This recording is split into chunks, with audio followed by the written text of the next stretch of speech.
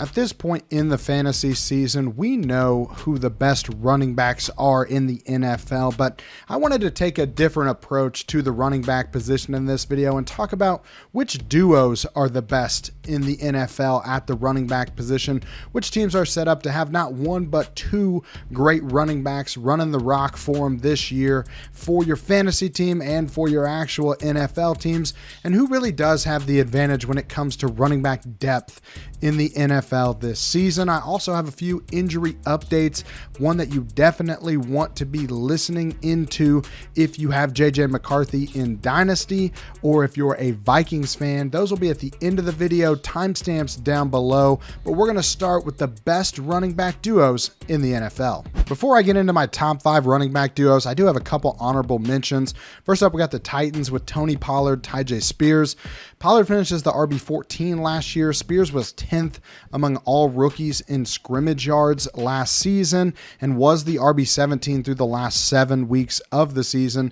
They're both going to see a lot of opportunities. The problem is I'm not sure how they're going to coexist in the offense, seeing as they have very similar skill sets and play very similar roles in the offense. I don't know if they're going to be able to produce at the same time, but two very talented backs in the same backfield in Tennessee. We also have the Falcons with Bijan Robinson, Tyler Algier.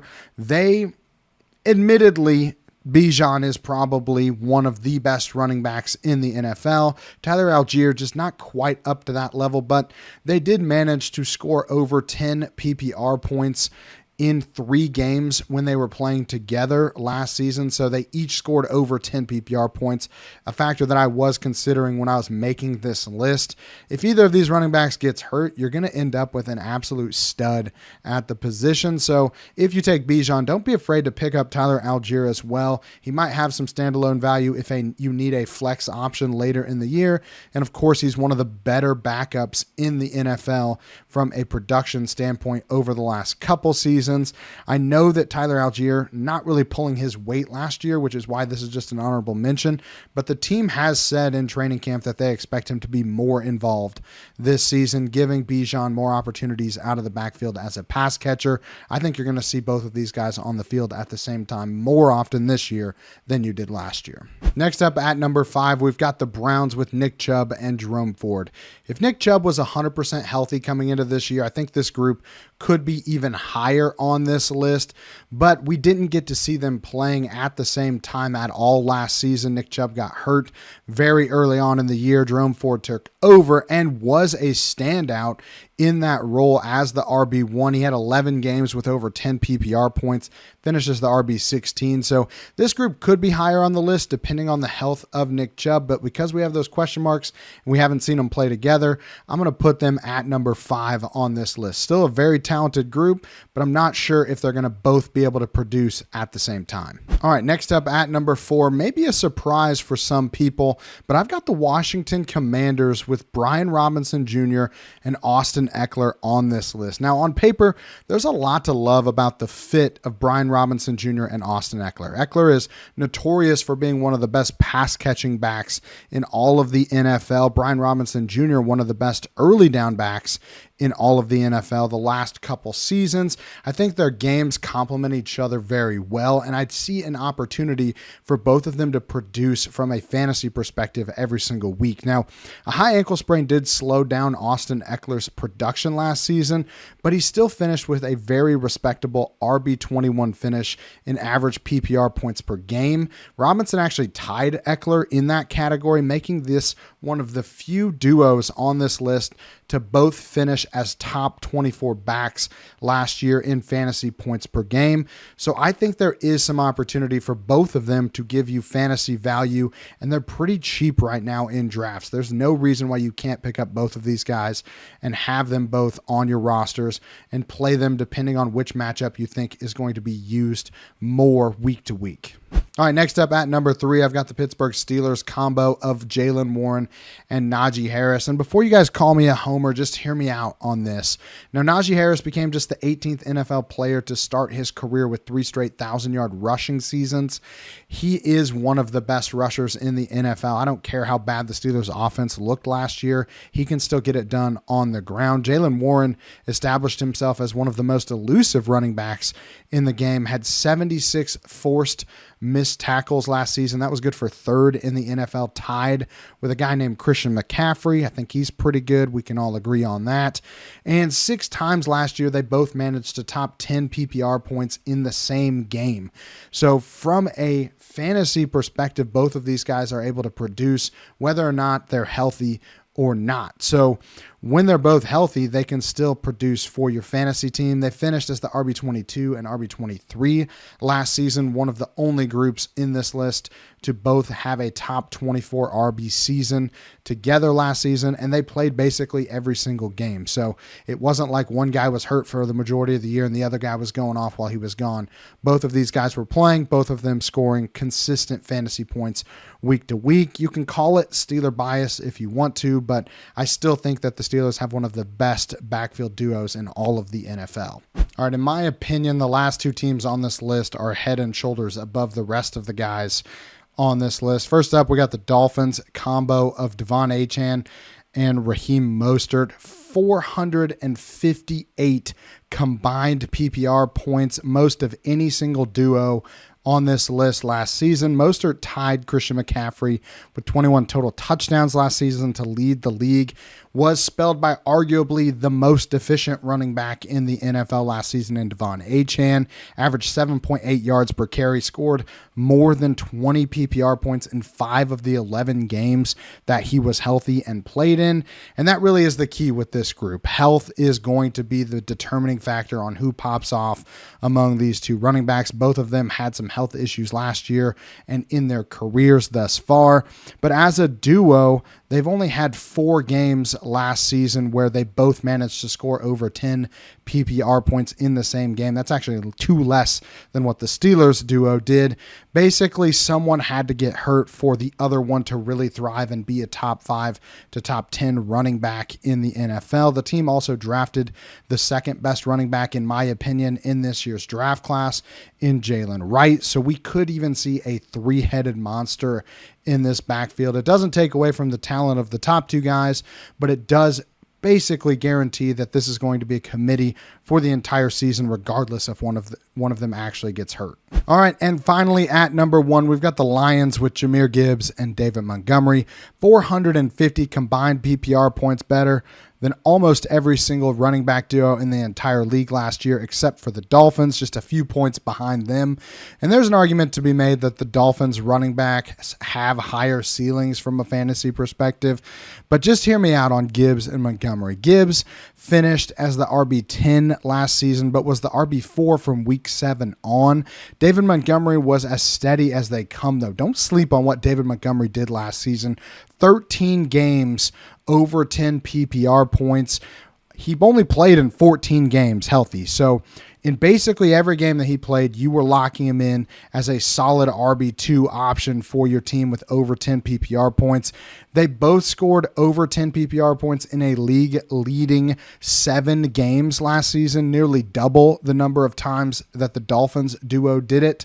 So these guys are producing at the same time each and every week. That is super valuable for your fantasy teams. If you take Jahmyr Gibbs, don't be afraid to also pick up David Montgomery and have both of them starting for you every week. It seems like they have found a way for them both to produce at a pretty high level from a fantasy perspective, and you couldn't really go wrong from starting either guy last season. So as a duo, I think that they're the best combination of both floor and ceiling for your running back groups.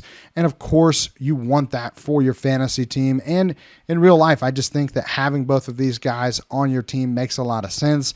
They're a really high quality backup.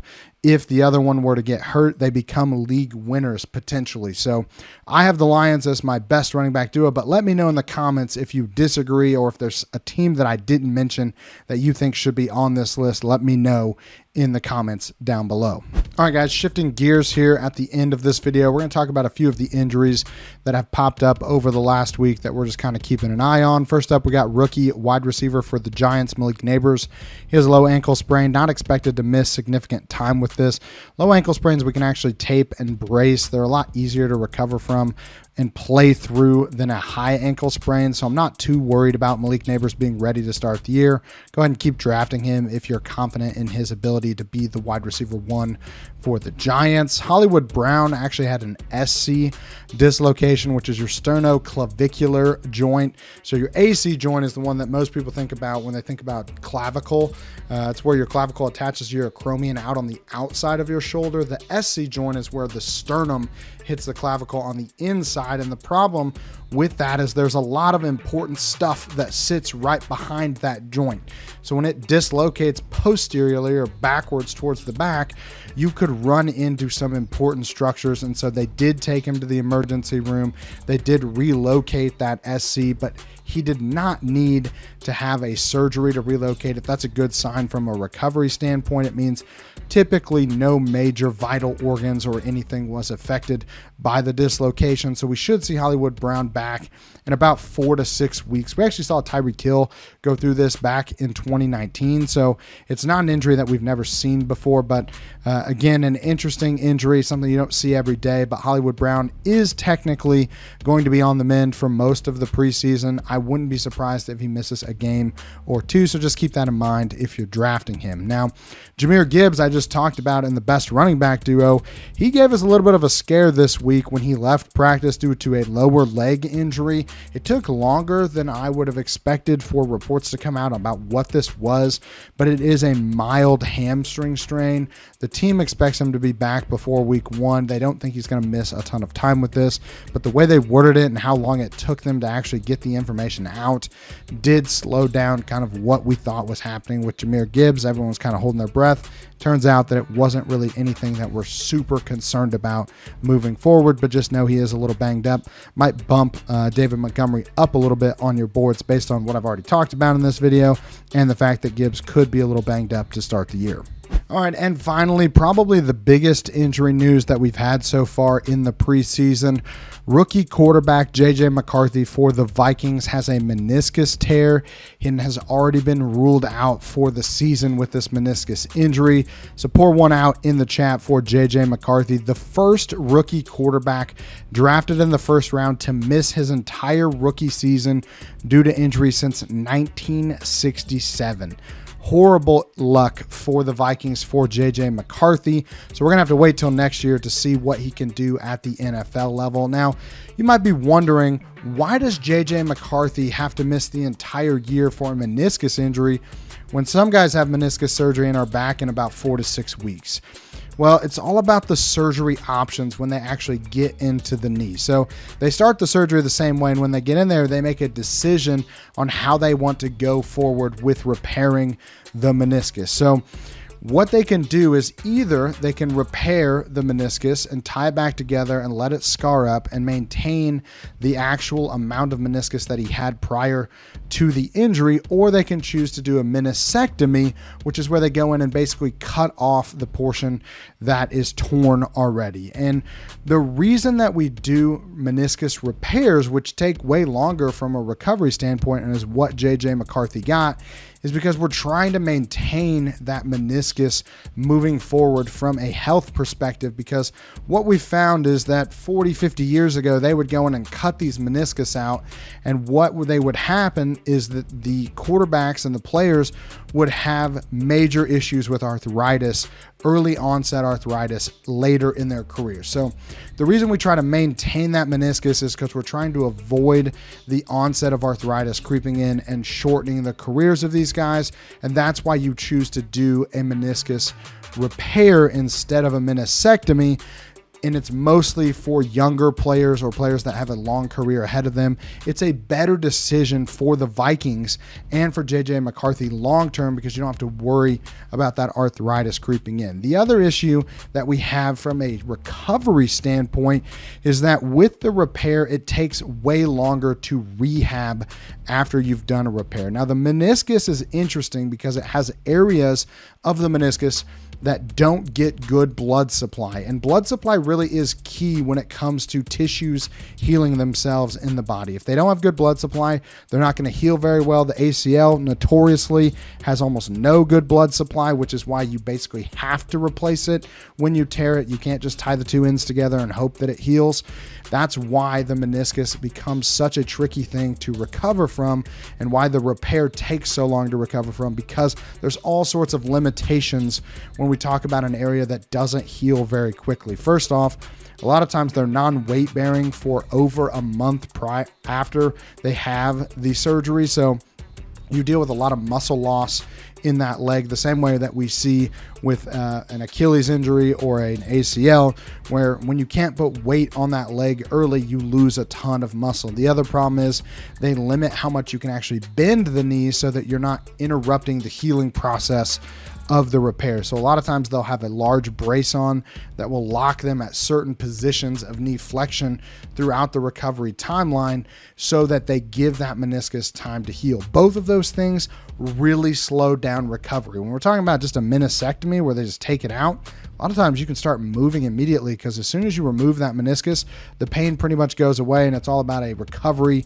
as fast as you can, getting that range of motion, getting that strength back as fast as possible. But with the repair, everything has to slow down considerably to give the body time to actually heal the meniscus back down the way that it's supposed to be.